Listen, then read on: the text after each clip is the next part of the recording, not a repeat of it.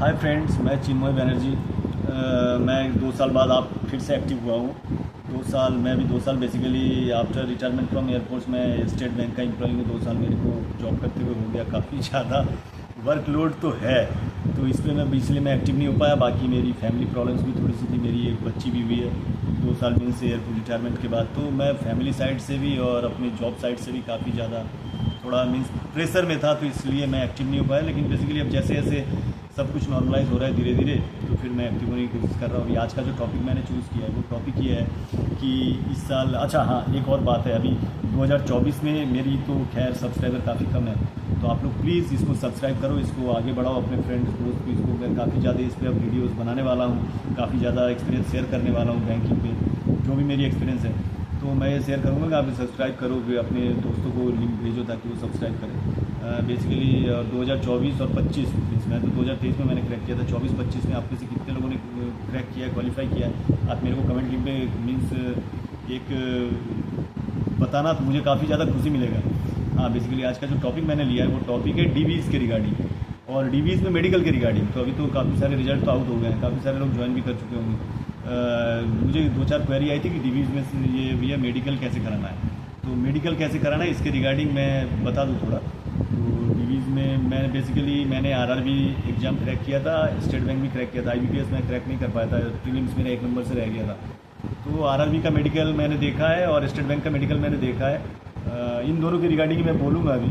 तो जहाँ तक मैं आरआरबी की मेडिकल की बात करूँ, मैंने अपने लाइफ टाइम में ये 3 ही मेडिकल देखे। एक मैं एक्समैन हूँ, स्टेट बैंक मीन्स एयरफोर्स का एम्प्लॉई था, तो मैं 18-19 साल में जब मैंने एयरफोर्स ज्वाइन किया था तो वहाँ भी मैंने मेडिकल देखा है। बेसिकली मैं इन 3 मेडिकल के बारे में आपको ये बताना चाहूँगा कि हमारे फ़ौज में जब मैंने मेडिकल किया था तो वो मेडिकल में जो टेस्ट उन्होंने किए थे या जो किया था ना, स्टेट बैंक का जो मेडिकल है ना वो उससे भी बड़ा है, काफ़ी ज़्यादा है। जो टेस्ट आपको करवाने हैं, ऐसा है मैं बताऊं आपको, जो हमने फ़ौज में जब मैं ज्वाइन किया था ना एयरफोर्स में, तब भी वो टेस्ट मैंने नहीं करवाए थे, जो टेस्ट उन्होंने अभी करवा दिए मेरे से स्टेट बैंक में। ठीक है, चलो ये छोड़ो बात। अभी मैं आरआरबी की और स्टेट बैंक की बात करूं तो पहले मैं आरआरबी की बात करूंगा। आरआरबी तो सारे स्टेट में अब नाम से जाने जाएंगे। अब आरआरबी का जो मेडिकल है उसमें ज़्यादा कुछ नहीं, डीवीज़ के साथ आप कोई भी बैंक का क्रैक करो, डीवीज़ के साथ ही आपको मेडिकल की लिस्ट आती है, उसमें टेस्ट लिखे रहते हैं क्या क्या आपको टेस्ट कराना है, वो छोड़ो बात। अब जहाँ तक आरआरबी मैं पहले बता रहा हूँ आपको। आरआरबी के टाइम पे क्या हुआ था, मैं वेस्ट बंगाल से क्रैक किया था, तो जो आरआरबी उसमें डीवीज़ की लिस्ट आई थी उसमें मेडिकल का एक लिस्ट आया हुआ था कि आपको ये लिस्ट कराना है। बट उसमें ये था कि वो लिस्ट में टेस्ट वो आपसे मांग नहीं रहा है, बस उसमें ये था कि एक फॉर्मेट था, उस फॉर्मेट को आपको मीन्स वो सारे टेस्ट करके किसी गवर्नमेंट जो डॉक्टर्स हैं उनसे आपको साइन करवा के लाना है। उस फॉर्मेट में साइन करा के लाना है तो आपका काम हो गया, आपको वो टेस्ट की रिपोर्ट नहीं मांग रहा था। तो बेसिकली उसमें आरआरबी के टेस्ट काफ़ी ज़्यादा मीन्स काफ़ी बहुत ही कम है, एकदम मीन्स जो हम नॉर्मल ब्लड टेस्ट कराते हैं बस उस टाइप का टेस्ट था, उसमें आपको टेस्ट कराना है उसको किसी, बट उसमें आप ध्यान रखो प्राइवेट डॉक्टर का स्टाम्प नहीं चलेगा, आपको गवर्नमेंट किसी डॉक्टर का ही स्टाम्प चलेगा, और गवर्नमेंट किसी डॉक्टर की साइन और राउंड सील पक्का होना चाहिए। जिस भी आप डिस्ट्रिक्ट हॉस्पिटल या कहीं भी से भी करवा रहे हो, राउंड सील तो मस्ट है।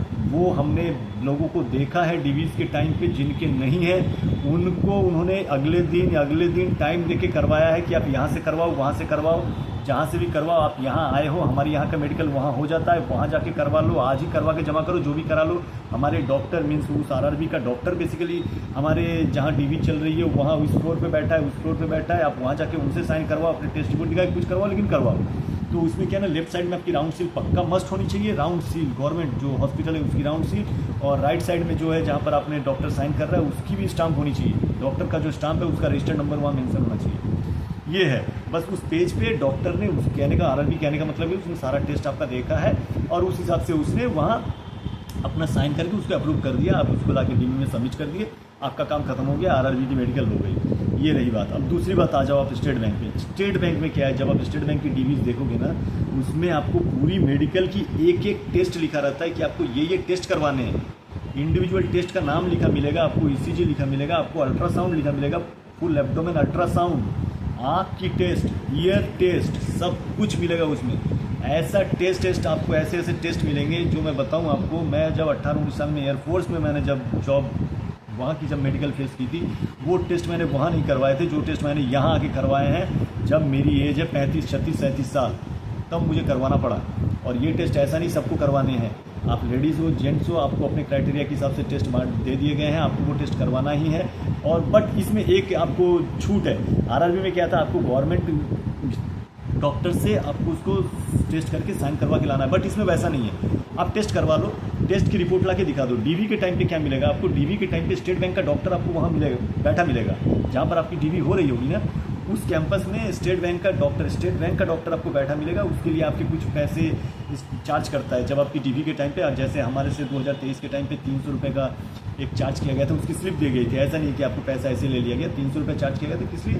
वो जो डॉक्टर जो मेडिकल बैठा वो आपका जो टेस्ट चेक कर रहा है उसके लिए, और कुछ नहीं है। अब इसमें क्या ना, ब्लड टेस्ट काफ़ी ज़्यादा है, शुगर नॉर्मल जो हम ब्लड टेस्ट करवाते हैं, आरबीसी डब्ल्यूबीसी ये सब, हीमोग्लोबिन, ठीक है। उसके बाद आपके सारे टेस्ट थे, हेपाटाइटिस, ठीक है। उसके बाद आपके लीवर टेस्ट, जो बिल्डबिन टेस्ट, मीन्स वो आपके टेस्ट लिखे मिलेंगे। बट ये टेस्ट ऐसे नहीं है कि बहुत ज़्यादा टफ है, नहीं हो पाएंगे आपको। इस टेस्ट ऐसा भी नहीं है कि किसी गवर्नमेंट हॉस्पिटल में जाके कराना है, ऐसा कुछ नहीं है। मैंने अपने जो सारे टेस्ट डॉक्टर लाल पैथलैब से करवा लिया था।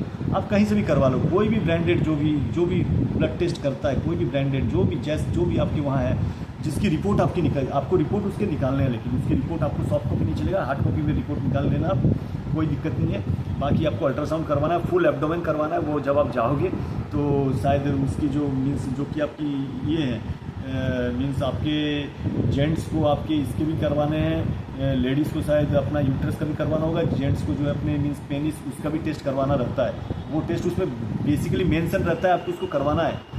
और बाकी ईयर टेस्ट भी है, आई टेस्ट भी है। ईयर टेस्ट में क्या है ना, ईयर टेस्ट में वो आपका चेक करेंगे, मीन्स आपके सुनने की पावर है। बेसिकली ये सब क्या है ना, ये टेस्ट आजकल मैंडेटरी हो गया, ये आपको करवाना है किसी भी एग्जाम में, जहाँ तक मुझे पता चला। तो मैंने क्या किए थे, मैंने ये सब सारे टेस्ट, दैट टाइम मैं ग्वालियर एमपी में था और मैंने वेस्ट बंगाल से क्रैक किया था, तो मैंने सारे टेस्ट अपने ग्वालियर में करवा लिए।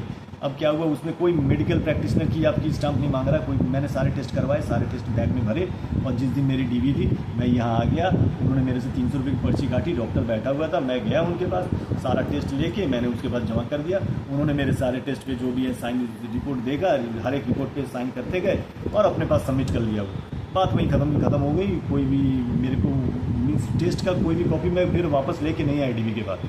तो ये थी टेस्ट की रिपोर्ट। इसके लिए वैसे कुछ पैनिक होने की ज़रूरत नहीं है। हाँ ये है कि जब आप टेस्ट करवाने जाओ, अगर आपको कोई प्रॉब्लम है तो आपकी रिपोर्ट सही होनी चाहिए। लेकिन अगर आपने टेस्ट करवाया, कोई प्रॉब्लम आ गई, चलो कोई बात नहीं, आप दूसरे तीसरे दिन फिर जाओ, फिर टेस्ट करवाओ। उस टेस्ट को मीन्स आप कोशिश ये करना कि रिपोर्ट को समझ सको आप कि भाई मेरा ये जो रिपोर्ट आया ये नॉर्मल है।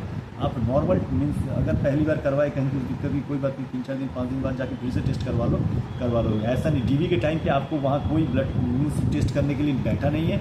और जहाँ तक बात ज्वाइनिंग की है, अगर आपकी सारी रिपोर्ट नॉर्मल है तो आपने वो टेस्ट कर लिया, डॉक्टर ने टेस्ट कर लिया, उसके बाद ज्वाइनिंग के बाद आपको कोई कुछ टेस्ट नहीं करता, कोई कुछ छेड़ता नहीं है।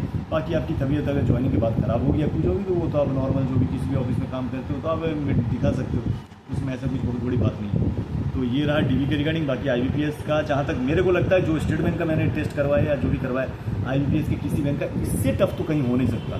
कहीं से ईजी होगा तो इससे ज़्यादा टफ नहीं होगा।